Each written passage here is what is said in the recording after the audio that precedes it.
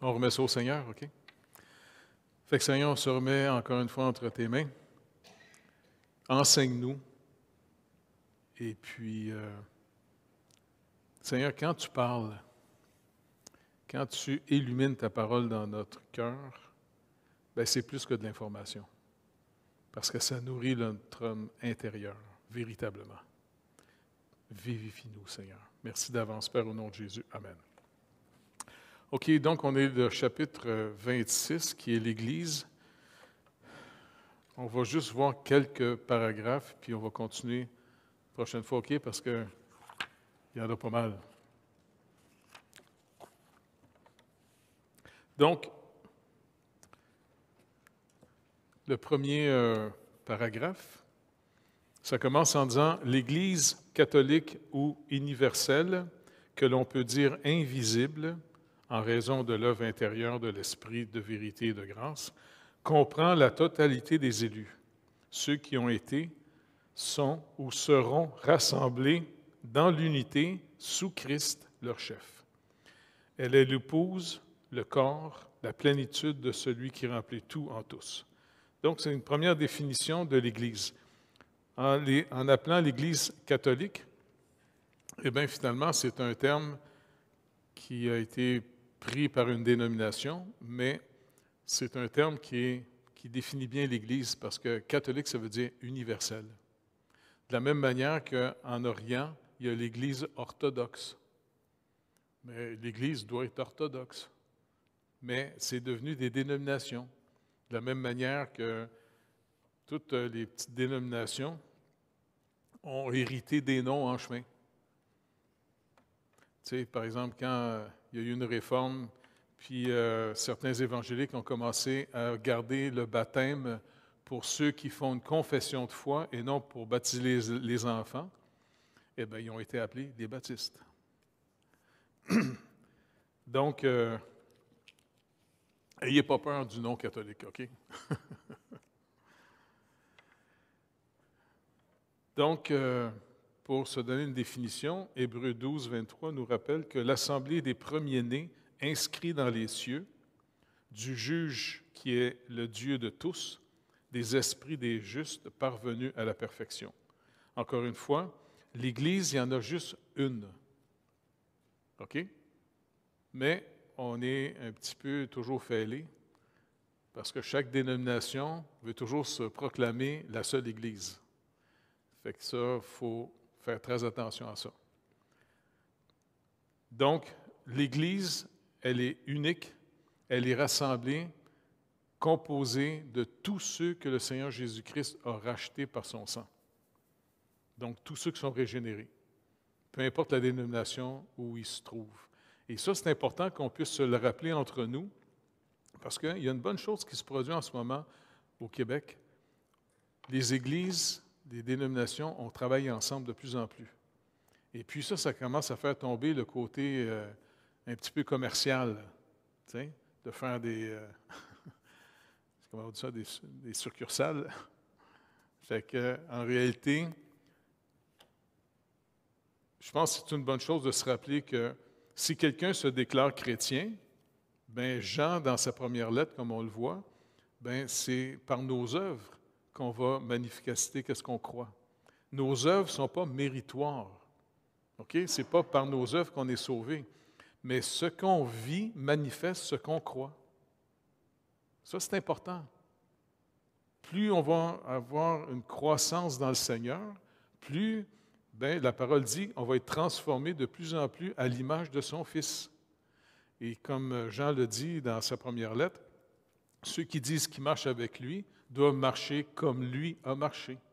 Donc, de plus en plus, dans notre relation avec le Seigneur, il va y avoir finalement... N'oubliez pas, la foi, ce n'est pas de se faire accroire un genre d'autosuggestion jusqu'à temps que tu n'aies plus de doute. Là. La foi, elle se saisit seulement par l'obéissance. OK? C'est pour ça qu'on peut se renier. Tiens, quand le Seigneur te demande de bénir ceux qui te font du tort, ça ne te tente pas pantoute, là, en dedans, mais essayez pas d'être honnête avec vous-même là-dessus. Soyez honnête avec le Seigneur. Et c'est ça, se renier. Et puis dire, OK, Seigneur, je ne sais pas comment faire, mais je vais t'obéir. Tu sais, je me vengerai pas. Je ne vais pas détruire la personne. Et puis, des fois, malheureusement, la relation est finie. Mais ça ne veut pas dire qu'on doit faire du tort à la personne après. Colossiens 1,18 nous rappelle aussi que Jésus, il est la tête du corps de l'Église. Il est le commencement, le premier-né d'entre les morts, afin d'être en tout le premier. Et ça, c'est important pour nous. Tu sais, les apôtres, pendant quasiment 1500 ans ou plus que ça, ils faisaient finalement le rassemblement, la journée du rassemblement, le Shabbat, et c'était le samedi. Mais parce que Christ est ressuscité le dimanche, qui est le premier jour de la semaine, eh bien, ils ont voulu transférer le jour pour célébrer la résurrection de Jésus-Christ. Parce que Jésus-Christ, en ressuscitant, il venait non seulement de la résurrection qui est fondamentale, parce que pour nous, là, c'est une manière d'être assuré qu'on est racheté, OK? Que le sacrifice a été accepté. Mais, d'après vous, qu'est-ce qu'il y a de fascinant avec la résurrection de Jésus-Christ?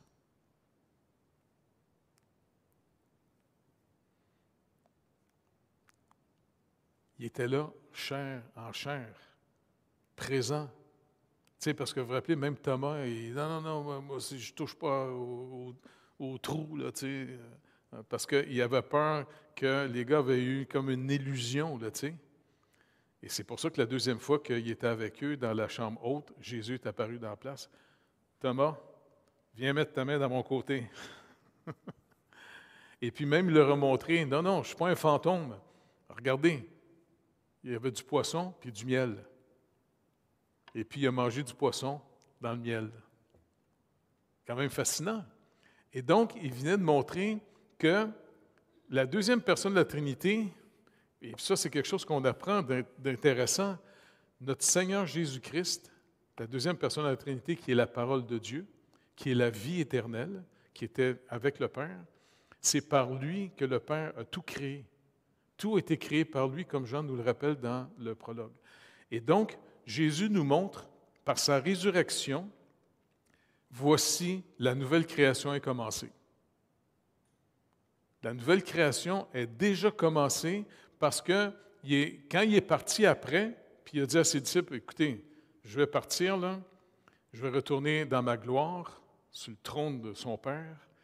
Eh bien, il dit maintenant, tout pouvoir m'a été donné sur la terre comme dans le ciel. Et donc, c'est pour ça que nous, il faut développer une relation de confiance en lui parce que c'est sa stratégie à lui en ce moment qu'on suit.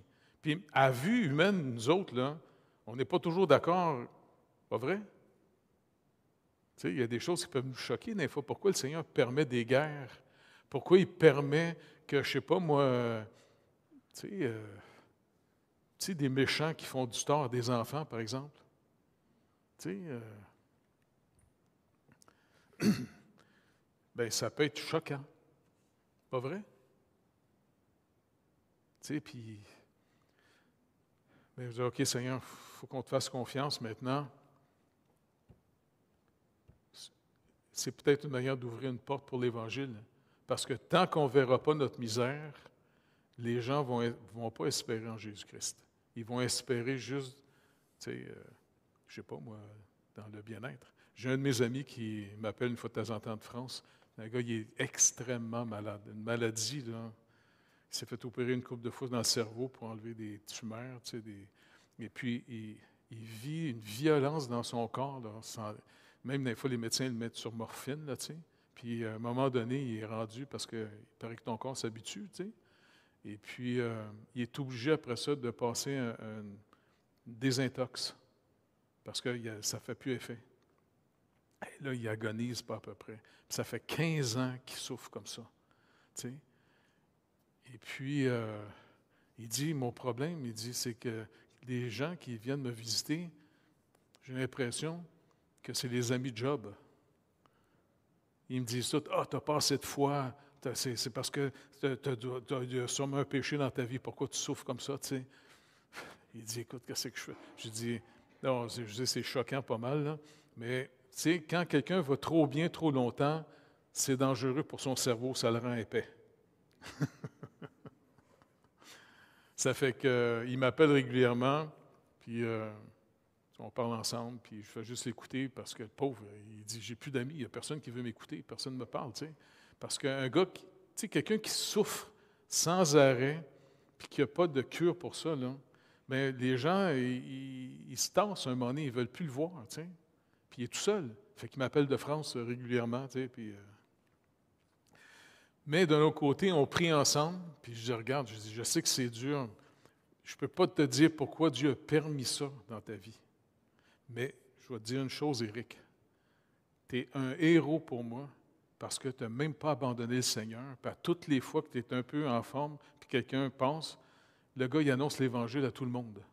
Tu sais, puis quand il est des fois mis à l'hôpital, il annonce l'Évangile aux infirmières, aux médecins, tu sais, puis il ne lâche pas. Tu sais. Puis il y a des gens qui vont bien, qui vont lâcher plus facilement. Lui, il aurait toutes les raisons pour, tu sais, comme il dit, même ma famille ne me parle même plus, puis je suis seul, je suis isolé, c'est pas croyable. Puis, mais il continue, il persévère dans le Seigneur. Pour moi, écoute, je dis, sans le Seigneur, là, il n'aurait pas été capable de faire ça. T'sais? Pour moi, c'est le Seigneur en lui qui le soutient, honnêtement. C'est pour ça qu'il faut demander au Seigneur, écoute, apprends-nous à te connaître, parce que on est... Si on se fie aux Écritures pour l'illustration de notre vie chrétienne, il nous a sortis d'Égypte. Tu sais, l'expression même de Paul dans Galates, Dieu, quand il nous a sauvés, Paul dit, le Seigneur nous a arrachés des ténèbres. Il nous a arrachés du royaume des ténèbres. Où Jésus avait donné l'image, avant de piller la maison d'un homme fort, il faut le lier. Et c'est comme ça que le Seigneur, finalement, en mourant sur la croix, ben, il a vaincu le malin. Et là, comme Dr. Jabala rappelait souvent, il dit, écoutez, maintenant, contrairement à avant, qui était juste en Israël, il y avait juste quelques individus, des fois, qui pouvaient se tourner vers l'espérance qu'il y avait en Israël. Tu sais, par exemple, Naaman, là, tu sais, le Syrien qui était venu, et puis, ou l'autre qui avait, tu sais, qui était lépreux, là, puis il y avait une petite esclave juive. Puis la petite fille, il avait dit, ben tiens, dans mon pays, en Israël, il y a des prophètes, puis ils peuvent prier, puis Dieu, il peut te purifier. Et puis il envoie une lettre au roi, finalement. En Israël, il capote bien raide, le roi d'Israël, il pense que c'est une manière de provoquer une attaque, tu sais. Et puis, je pense que c'est le prophète Élie, à l'époque, qui, le Seigneur lui montre, puis il avertit le roi, il dit, non, non, tu me l'enverras. Et puis le gars s'en vient, lépreux. Et puis, il va dire, OK, tu sais, une petite rivière en arrière. Il est choqué, le monsieur. Comment, tu sais, moi, j'ai un gros fleuve, tu sais, l'Euphrate. Puis là, il voulait s'en aller, puis ses serviteurs disaient, écoute, t'as rien à perdre, comment, vas-y quand même, tu sais. Ah, OK. Tu sais. Il s'en va dans la petite rivière, il sort de là purifié de sa lèpre. Tu sais. Fait que, il faut demander au Seigneur, comme pour les... Tu sais, dans le sens, marcher avec lui, comment il fonctionne? Pourquoi il a permis que Judas, finalement, le vende? Il le connaissait depuis le début.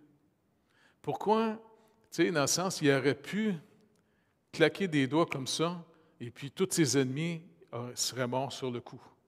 Pas vrai? Tu sais, mais ça, moi, j'aurais réglé le problème de même à la place. Mais ça n'aurait pas réglé le problème pantoute, ça, parce qu'il n'aurait pas payé à la croix. Tu sais. Comme il dit, à moins que le grain de blé tombe en terre et meure, s'il ne meurt pas, il reste seul. Mais s'il meurt, il va produire beaucoup de fruits. Fait que l'œuvre de Dieu, elle n'est pas du tout dans notre concept à nous, comment nous, on réglerait les problèmes. Et c'est pour ça qu'il faut lui demander, écoute, il va falloir que tu nous donnes de la connaissance, il va falloir que tu nous instruises, parce que tu ne règles pas les problèmes qu'on les réglait, on les réglerait. Fait qu'écoute, apprends-nous à te faire confiance, on va te suivre. T'sais. C'est pour ça, Éphésiens 1, verset 10 nous dit, « Pour mettre à exécution, lorsque le temps serait accompli, de réunir toutes choses en Christ, celles qui sont dans les cieux et celles qui sont sur la terre. verset 22-23, qui continue en disant « Il a tout mis sous ses pieds et il l'a donné pour chef suprême à l'Église qui est son corps, la plénitude de celui qui remplit tout en tous. » Au chapitre 5, verset 23, il donne l'illustration du mariage. Alors, regardez bien. « Car le mari est le chef de la femme. » Ça se dit mal aujourd'hui, hein? Mais regardez bien comment. Il est le chef de la femme comme Christ est le chef de l'Église, qui est son corps, et dont il est le sauveur. Verset 27, il dit, « Afin de faire paraître devant lui cette Église glorieuse, sans tache, ni ride, ni rien de semblable. » En d'autres mots, dans le royaume de Dieu, les chefs ne sont pas des petits boss d'Abécosse. Ils sont au contraire, comme Jésus dit, tu sais, le psaume 23, que l'Éternel est le berger. Jésus dit, « Je suis le bon berger. » Un vrai berger, il donne sa vie pour ses brebis, contrairement au mercenaire qui fait juste ça pour sa paye. Puis si ce n'est pas assez payant, bien, bye-bye tout le monde. Donc, il nous montre finalement qu'un vrai chef dans le royaume de Dieu, c'est un serviteur. C'est quelqu'un qui prend toute la force que Dieu lui donne, tous les moyens que Dieu lui donne pour servir et non pas pour écraser les personnes, puis prendre contrôle sur leur vie. Et ça, c'est vraiment important que ça rentre dans notre cœur profondément. Parce que, n'oubliez pas, l'Église, là, puis on a prié là-dessus tout à l'heure, tu sais, mais demandez au Seigneur qu'il vous montre à quel point il vous aime. Vous êtes pleinement accepté. Donc, vous n'avez plus besoin de devenir quelqu'un de phénoménal pour dire « oh, Dieu va m'aimer parce que, tu sais, je suis incroyable. » Non, c'est vrai que tu es vraiment incroyable. En réalité, plus on découvre comment Dieu nous aime et son amour pour nous, là, c'est un amour de pure grâce. Ce n'est pas un amour parce qu'on le mérite. Et c'est comme ça que Dieu nous a pleinement acceptés et pleinement acceptés, vraiment aimés. Il s'occupe lui-même de nous. C'est pour ça que la vraie sanctification, c'est d'abandonner nos idoles pour apprendre comment on dépend du Seigneur de manière vraie, concrète, dans la vraie vie. Et plus on découvre qu'on est pleinement accepté, pleinement aimé, bien, vous n'avez plus besoin de devenir le premier. Pas vrai? Tu sais, tu n'as plus besoin finalement d'être une petite vedette. Ça ne te tente même plus. En réalité, c'est fascinant de suivre le Seigneur après. Et c'est comme ça que toute la gloire lui revient sans arrêt. Et on est délivré de penser qu'il faut être les meilleurs, puis on va grimper la montagne, puis c'est nous autres les plus forts, puis tu sais, non. Et puis, savez-vous quoi? En vieillissant, là, ce qui est le fun, c'est de savoir que c'est le Seigneur qui nous porte. Parce qu'en vieillissant, là, t'en perds des bouts. Commence à s'affaiblir. Mais je ne sais pas, moi, j'ai hâte de voir comment le Seigneur va s'occuper de moi tout le temps. C'est le fun. Je vous le dis, le Seigneur commençait à me former en me mettant pauvre d'un coup. Parce que j'ai été obligé de partir de chez nous, parce que chez nous, toute ma famille, ils ont réagi que je suis devenu chrétien. C'est bizarre, dans le temps que je prenais de la dope, ma mère était bien, tu sais, il était tout très ouvert, il m'écoutait, il avait compassion de moi, tu sais. Puis quand je suis revenu chrétien, ils m'ont dit, on ne veut plus jamais t'entendre parler. Moi, je suis chrétien. Je ne veux plus t'entendre. OK. J'étais obligé de me cacher dans le sous-sol chez nous pour aller prier dans mon ancien laboratoire de photos, tu sais. Puis à un moment donné, je me dis, ben écoute, il faut que je me trouve un appartement, moi, là, tu sais. Mais je ne fais pas une grosse job ben, là, tu sais. Fait que je me suis trouvé un petit Audi, tu sais.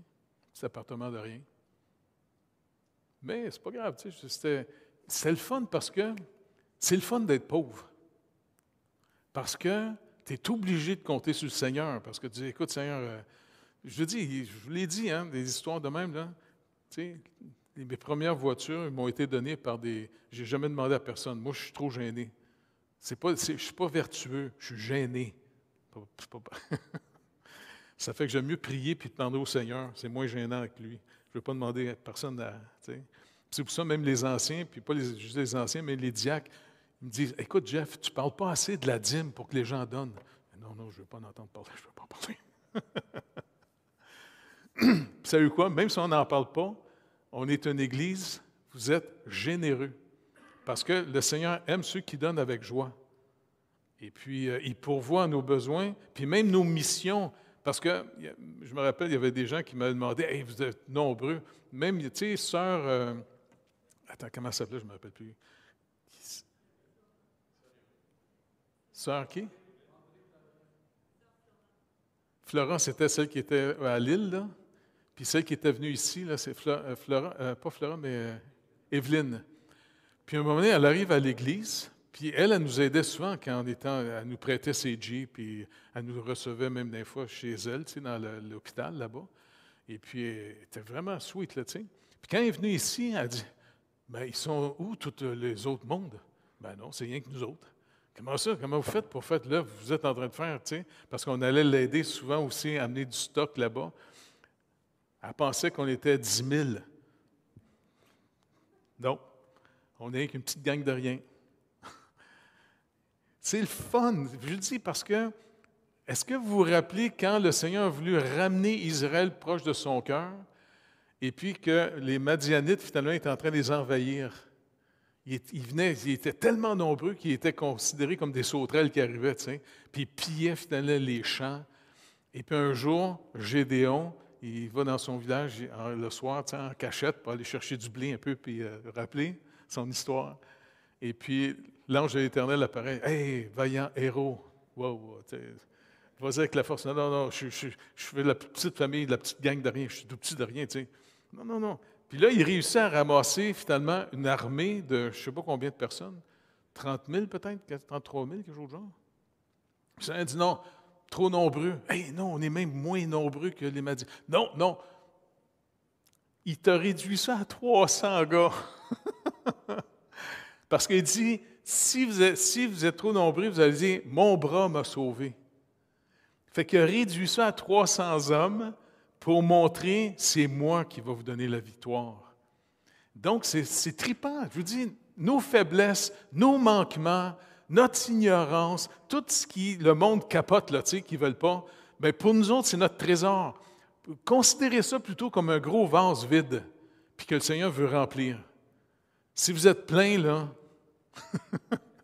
on ne peut pas vous remplir de grand-chose. Fait que l'Église, c'est un peuple qui apprend de plus en plus à dépendre du Seigneur. Donc, on a de moins en moins peur de nos faiblesses, de nos manquements, de notre ignorance, parce que le Seigneur dit non, fais-moi connaître tous tes besoins, car moi-même, je vais prendre soin de toi. Et comme ça, tu n'auras plus jamais peur des humains. Fait que c'est fascinant. Et c'est pour ça qu'il ne faut pas s'attacher à des superpuissances comme des gouvernements, qui malheureusement, ça s'est fait trop au travers de l'histoire, et trop souvent, l'évangélisation était plus une puissance de colonisation.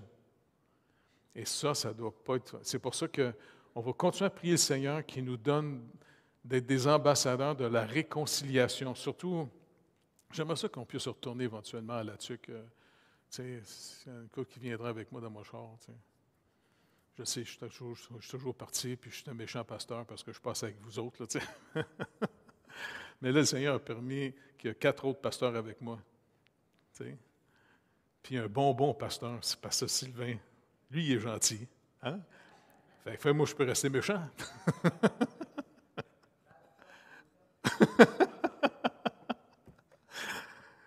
Mais on va voir comment le Seigneur va ouvrir des portes. Et puis, on va prier ceux qui veulent. On ne force personne. C'est volontaire. On va se retrouver ensemble. Et puis, Éric va nous coacher là-dessus. Puis, on va supplier le Seigneur pour qu'on ait un réveil. Tu sais, que vraiment notre homme intérieur soit renouvelé, réveillé, vivifié. Et puis, que l'Église s'organise à voir comment, avec les onctions et les dons que Dieu nous a donnés, comment on va s'organiser pour faire l'œuvre de Dieu. Ce n'est pas un one size fit all. Tu sais, ce n'est pas tout le monde pareil. On a des dons différents, fait qu'on est complémentaires pour faire un corps. Et puis, la tête, c'est le Seigneur. Et il va nous montrer comment faire. Et c'est pour ça que l'Église, c'est fascinant. Pour que vous dynamisez l'Église, venez par la foi à l'Église. Ça veut dire, posez des questions au Seigneur, parlez-en pas à personne, puis quand vous allez venir à l'Église, attendez voir comment le Seigneur va vous répondre. Et c'est comme ça que vous allez découvrir que ce qui fait vraiment le côté précieux de l'Église, ce n'est pas les gens super, tous gentils et merveilleux. C'est Jésus au milieu de nous. Et ça, c'est encore une fois de plus en plus compter sur la présence du Seigneur plutôt que de compter sur la présence des gens. T'sais? Ça, c'était le premier paragraphe. Le deuxième. Tous ceux qui, dans le monde entier, professent la foi de l'Évangile et l'obéissance à Dieu par Christ, qui est conforme, qui ne détruisent pas leur propre profession par des erreurs qui en subvertissent le fondement ou par une conduite profane, sont et peuvent être dits des saints visibles. Les congrégations particulières sont constituées de telles personnes.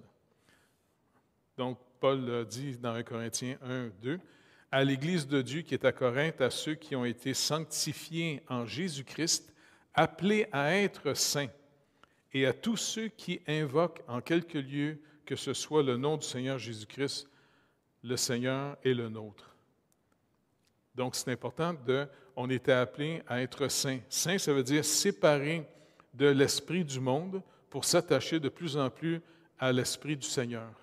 Comment on apprend à marcher avec lui? C'est comme ça qu'on est séparés. Ce n'est pas quelque chose qu'on fait par nous-mêmes. C'est le Seigneur lui-même. D'abord, il nous a sanctifiés en nous rachetant. Et deuxièmement, notre comportement, il va se développer tranquillement un petit peu tous les jours. Comment on compte sur lui? Comment on apprend à prier pour faire connaître nos besoins au Seigneur? Et puis, c'est le fun, tu sais.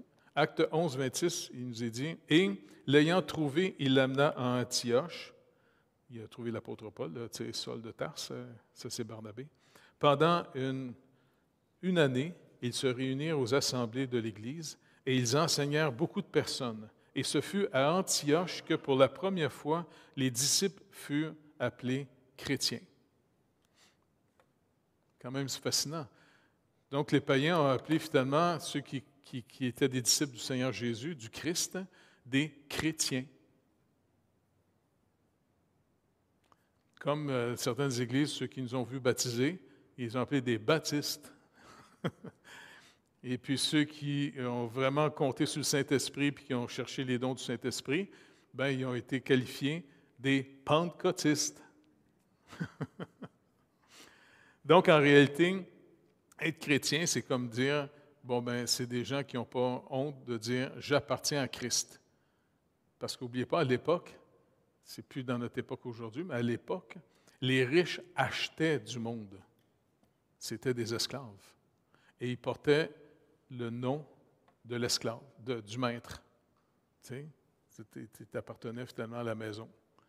Et les autres, ils disaient, votre maître, c'est Christ, vous êtes des esclaves de Christ. Bon, oui, on a été rachetés. On y appartient. Appelle-moi chrétien, ne dérange pas pantoute. Dans Romains 1, 7, il dit « À tous ceux qui, à Rome, sont bien-aimés de Dieu, appelés à être saints, que la grâce et la paix vous soient données de la part de Dieu notre Père et du Seigneur Jésus-Christ. » Éphésiens 1, 20, 22 dit « Il a déployé en Christ en le ressuscitant des morts et en le faisant asseoir à sa droite dans les lieux célestes, au-dessus de toute domination, de toute autorité, de toute puissance, de toute dignité et de tout nom qui peut se nommer, non seulement dans le siècle présent, mais encore dans le siècle à venir. Il a tout mis sous ses pieds et il l'a donné comme chef suprême à l'Église. » Et c'est pour ça que quand on prie, le Seigneur nous a rappelé « Priez en mon nom ». On lui appartient. Soyez pas gênés finalement de réaliser qu'on a été achetés. Il nous a achetés. Il nous a rachetés. Je sais qu'on n'est pas habitué de ça aujourd'hui parce qu'on est tous un petit peu des égocentriques chroniques, là, tu sais. Mais à l'époque, les pauvres, souvent, ils vendaient leurs enfants. Il y a même, malheureusement, en ce moment, dans certains pays pauvres, dans certaines religions qui ne sont pas nécessairement chrétiennes, où les parents, quand il n'y a pas assez de nourriture, ils vendent leurs petites filles à des hommes pour qu'ils les marient. C'est des horreurs, ça. Donc, c'est pour ça que je vous dis, je ne sais pas, moi, ayons compassion de ces populations qui vivent des choses horribles. Et prions le Seigneur. Faisons pas ça par nous-mêmes, parce que je vais vous le dire, si on va là, il y a 1 ou 2 pays là, que j'ai des amis qui aimeraient ça que j'aille annoncer l'Évangile là-bas. Mais c'est sûr que dès qu'ils vont me pogner, je m'en vais en prison pour le restant de mes jours là-bas. T'sais. Bon, je vais annoncer l'Évangile en prison après. Puis d'un côté, c'est le fun de vieillir parce que mets-moi en prison, tu ne pourras pas me garder tellement longtemps. Anyway. Fait qu'anyway, tout ça pour que le Seigneur nous montre comment marcher avec lui. Et puis, surtout, Seigneur, rappelle-nous, tu nous as dit que tu es venu lier l'homme fort. Donc, ça veut dire que même dans des pays où ça semble impossible, il peut y avoir des réveils.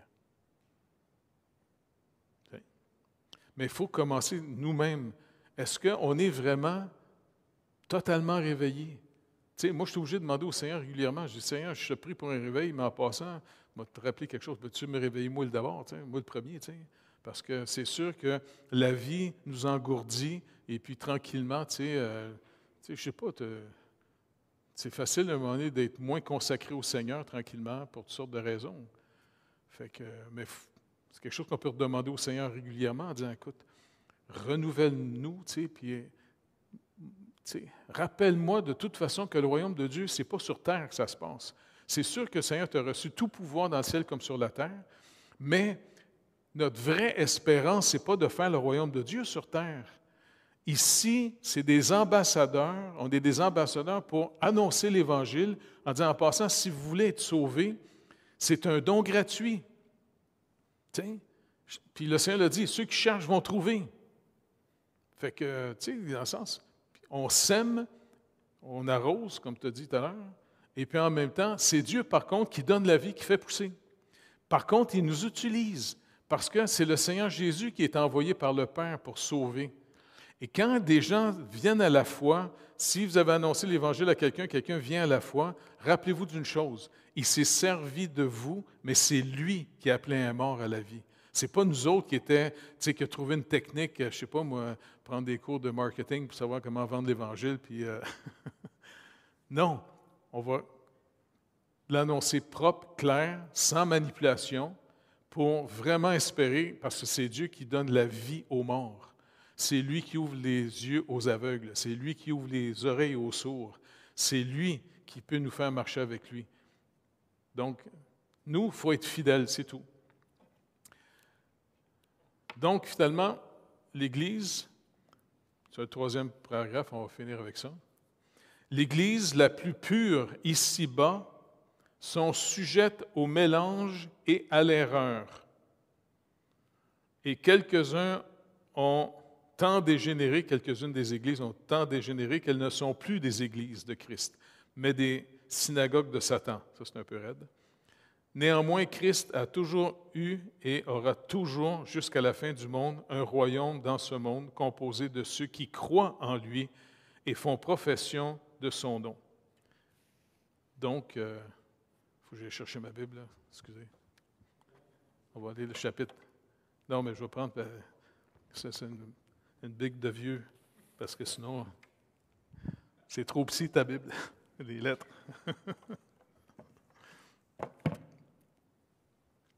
Donc, 1 Corinthiens, chapitre 5. Es-tu capable de nous envoyer ça? Non?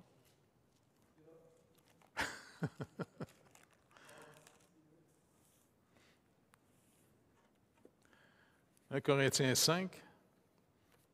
Il dit, on entend dire généralement qu'il y a parmi vous de l'impudicité. Tu sais, c'est pour montrer que certaines églises peuvent dégénérer.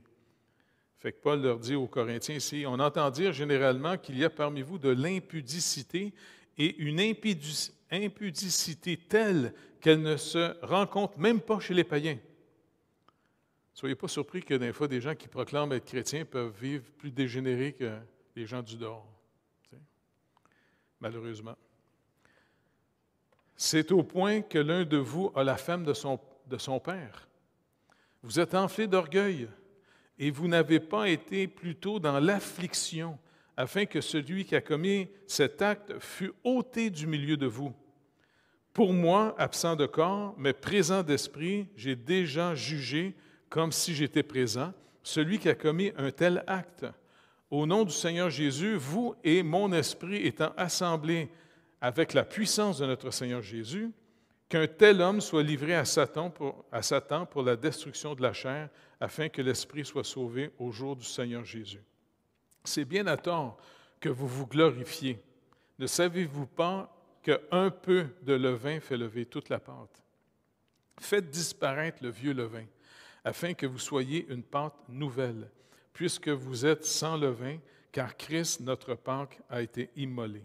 Célébrons donc la fête non avec du vieux levain, mais avec un levain, et non avec un levain de malice et de méchanceté, mais avec des pains sans levain de la pureté et de la vérité.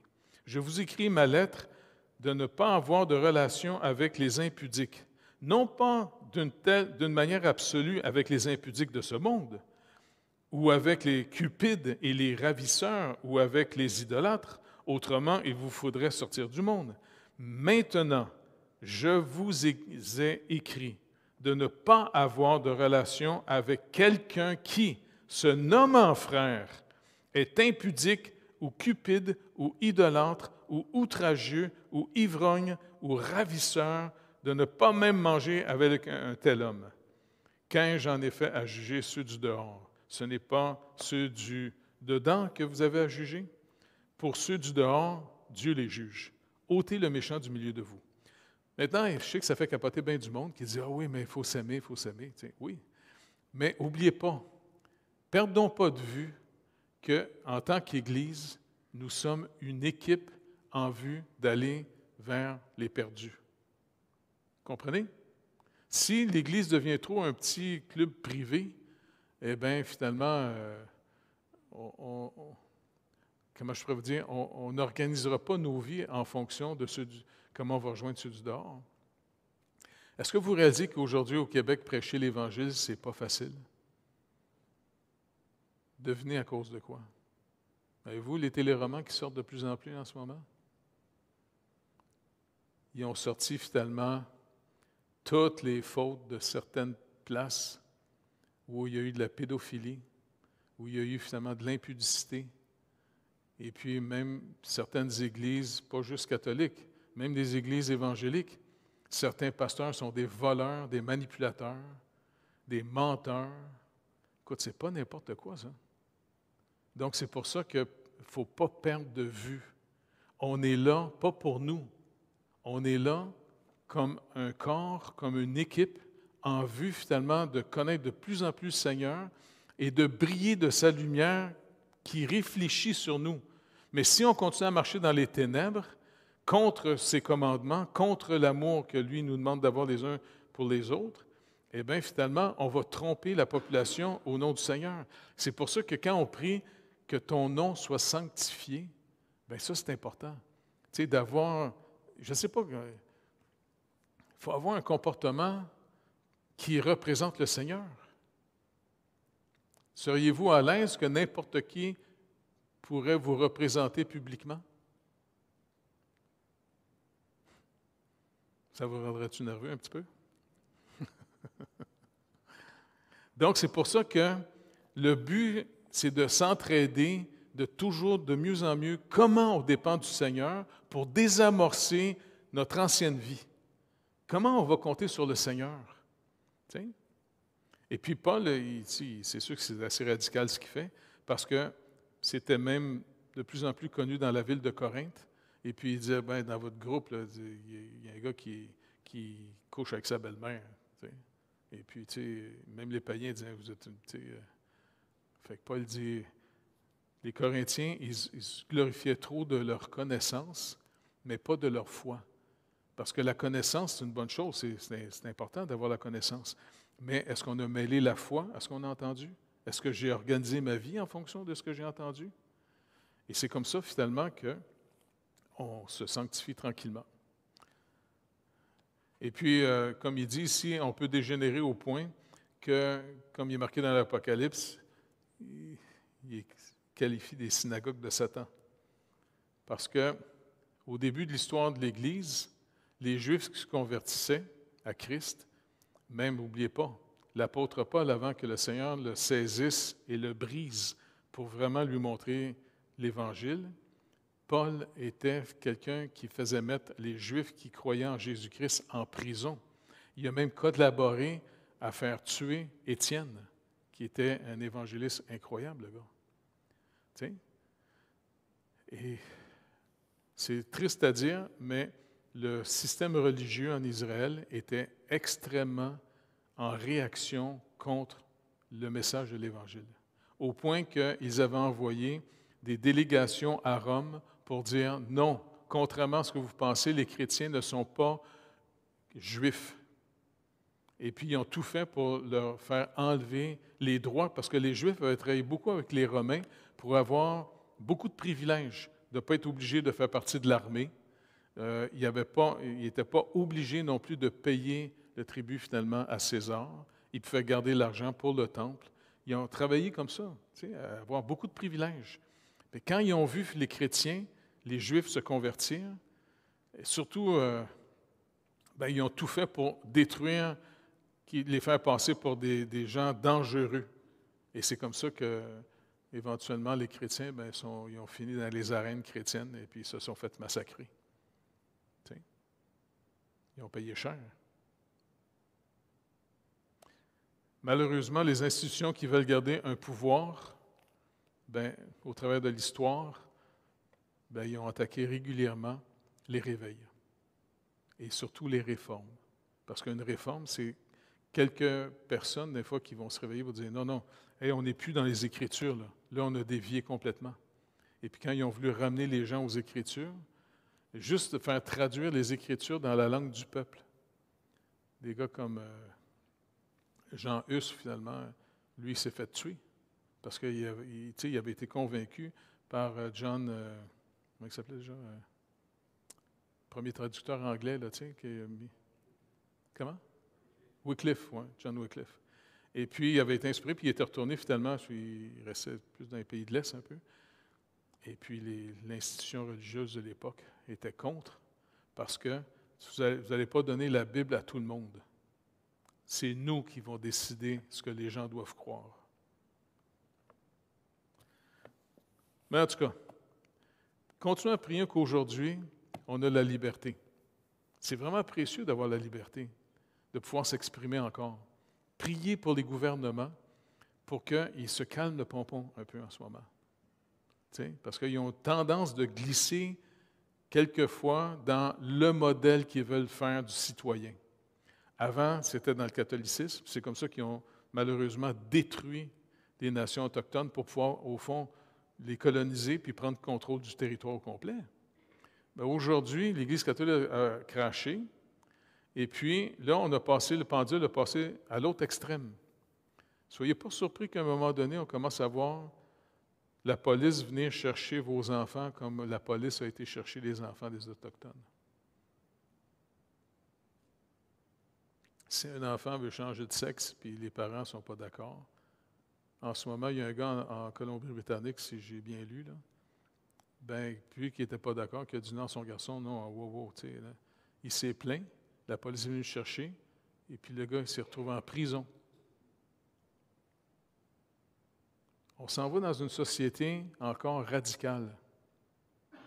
Donc, comme Paul le dit, en tant qu'Église, prions que le gouvernement se calme le pompon un peu et qu'il devienne neutre et qu'il protège la liberté des gens de croire en Dieu ou des gens de croire que Dieu n'existe pas. Croire que Dieu existe, que croire que Dieu n'existe pas, c'est deux croyances. Un athée, il y a la croyance de croire que Dieu n'existe pas. C'est une croyance. Et puis, en réalité, si quelqu'un ne veut pas croire, je dis, c'est pas de problème. Ta liberté. C'est comme la Bible, quand il est venu, tu sais. Je parlais avec lui un peu, puis tout ça, tu sais, puis il a écouté un peu. Puis moi, il y avait un petit peu nerveux. Je disais, en passant, écoute, si tu ne veux pas être sauvé, pas de problème, chum. Néglige le salut. Tu dis à Dieu, tu ne veux rien savoir, il n'y a pas de problème. Tu as le droit à l'enfer si tu veux. Bye! Puis je n'oublie pas, Jésus a dit, celui qui cherche va trouver. Fait qu'il est parti, il m'a regardé en riant un peu. Il a dit, oh, oui, c'est comme tu veux, c'est un don gratuit. T'sais. Moi, c'est plus fort que moi, d'avoir l'occasion à toutes les fois, dès qu'une petite porte s'ouvre, là, shooter l'Évangile. Parce qu'au moins, c'est semé. De toute façon, c'est l'œuvre du Saint-Esprit après ça, de travailler leur vie. 2 Thessaloniciens.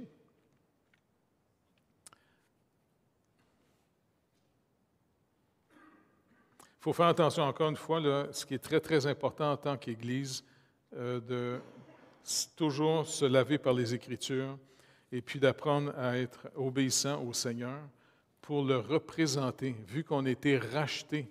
Et comme Paul dit quelque chose de spécial, vous avez été racheté, en d'autres mots, on ne s'appartient plus. On appartient au Seigneur qui nous a rachetés. Et puis, il nous a adoptés en plus, on fait partie de la famille de Dieu. Ça, c'est quelque chose d'assez impressionnant. Le Créateur nous a adoptés et on s'en va vivre dans sa nouvelle création pour l'éternité, dans un lieu où il n'y aura plus jamais de mal, pas de ténèbres, plus de maladie. Et on s'en va vivre les enfants de Dieu, puis ça va être le fun de, je ne sais pas, ça va dans quelque chose qui... Même Paul va dire, la mort est un gain. Il n'était pas suicidaire. Mais il dit, n'oubliez pas, ici, on est entre les deux. On a été arrachés finalement du prince des ténèbres, mais on est, comme pour Israël, on est rentré dans le désert. Dieu s'occupe de nous autres. Il va pourvoir nos besoins pour qu'on le connaisse ici. Ici, maintenant, c'est le temps unique dans toute votre éternité de connaître Dieu de manière pratique. Parce que quand on va rentrer chez eux, tout va être facile. On n'aura plus besoin de se faire confiance. Ça va être tellement évident qu'il n'y aura plus besoin de confiance. Ça va être évident. Mais aujourd'hui, le Seigneur nous donne une période pour développer une relation avec lui. Une relation, ça se bâtit sur la confiance. Faites-vous-en pas. De toute façon, notre vie, c'est pas bien long, là, 70 ans, 80, 85 ans, là. Puis c'est le fun parce que plus on vieillit, plus ça va vite. C'est le principe du rouleau de papier de toilette. Matthieu 16, 18 nous dit, « Et moi, je te dis que tu es Pierre, et que sur cette pierre, je bâtirai mon Église, et que les portes du séjour des morts ne prévaudront point contre elle. » Ça, c'est important. Ce n'est pas sur l'apôtre Pierre que l'Église va être bâtie. Quand il dit à Pierre, « Tu es Pierre », c'est que c'était dans le contexte où Jésus avait demandé, « Qui dit-on que je suis? » Puis Pierre va se tourner, « Tu es le Christ, le Fils du Dieu vivant. » Et vous vous rappelez ce que Jésus a dit à Pierre? « Tu es heureux, Simon-Pierre, car ce n'est pas la chair et le sang qui t'ont révélé ces choses. » En d'autres mots, ce n'est pas toi-même intellectuellement que tu es arrivé à ça. C'est mon Père qui te le fait voir. Et ça, c'est vraiment important. Ça, c'est une phrase importante. Jésus dit, c'est là-dessus que je vais bâtir ça. Ça va être le fondement, c'est la révélation de qui Jésus-Christ est pour nous. C'est ça. C'est là-dessus que l'Église est bâtie. C'est pour ça que quand on a parlé, quand quelqu'un est régénéré, né de nouveau, le but, c'est de prier pour qu'on soit capable de rester ensemble, parce qu'il y en a des gens qui vont être des fois blessés par l'Église ou des gens, et puis ils peuvent abandonner. Mais si vous êtes né de nouveau, vous ne pouvez pas perdre votre salut. Parce que vous avez la vie éternelle, pas une vie temporaire. C'est la vie éternelle.